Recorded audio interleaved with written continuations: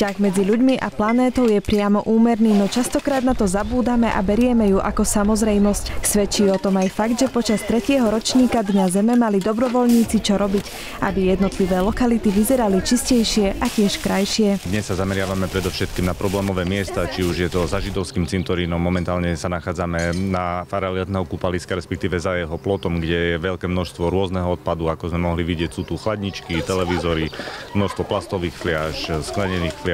Takže som veľmi milo prekvapený, že táto akcia ešte v podstate máme iba 10 hodín a teda študentom sa podarilo tento kopec už vyčistiť, takže som presvedčený, že v rámci dnešného dňa sa nám podarí vyčistiť množstvo lokalít a budeme mať mesto krajšie. Vyčistiť kopec v blízkosti kúpaliska pôvodne v pláne nebol, no študenti z gymnázia na Javorovej ulici prejavili vlastnú iniciatívu a odhodlali sa pomôcť ešte viac. No tak chlapci vlastne sa tam nejak rozhodli ísť, boli veľmi odvážni v tomto, tak potom už sa nejak všetci pridali k ním a nejak spoločne sme to zvládli.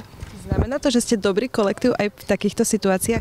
Tak podľa mňa sme veľmi dobrý kolektív a vieme spolupracovať a pomáhať si navzájom. Toto rozhodnutie dopadlo dobre, pretože za plotom sa toho skrývalo veľa. Áno, toto. Alebo lyže. Áno, lyže. Značku od plynárov. Značku od plynárov. A ešte nejaké krabice a tak.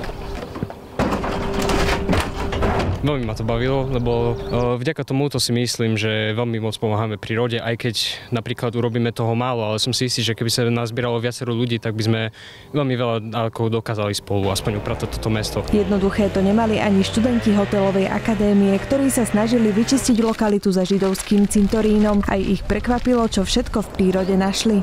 Hociaké veci, fľašky, hlavne cigarety, aj po zemi cigarety pohádzané. Ľudia tu vyhadzujú všetko, vlastne tento rok som tu našiel aj záchod, dvere od auta, nádrž od auta a myslím si, že máme veľa skladok na to. Do piatkového upratovania sa zapojili tiež žiaci základných škôl.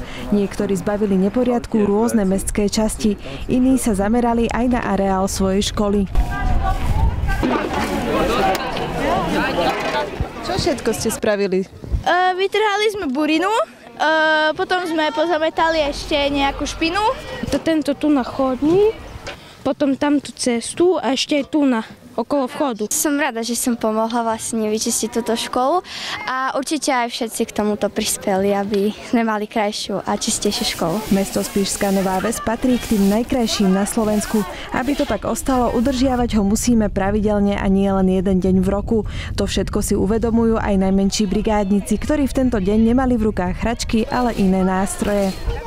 Hrable, metly, lopaty a furíky. Lebo zajtra bude deň zeme, upratujeme zem. Je podľa teba dôležité upratovať v prírode? Áno, lebo ja to milujem. Ty rád upratuješ, aj doma pomáhaš? Áno. Mali ste tu veľký neporiadok? Áno. A teraz už nebude? Nie. O poriadok na sídliskách sa postarali dobrovoľníci počas sobotného dopoludnia. Niektorí si upratovanie spríjemnili aj ďalšími aktivitami. Hlavná myšlienka dvojdňového podujatia tak bola splnená a naše mesto je o niečo čistejšie.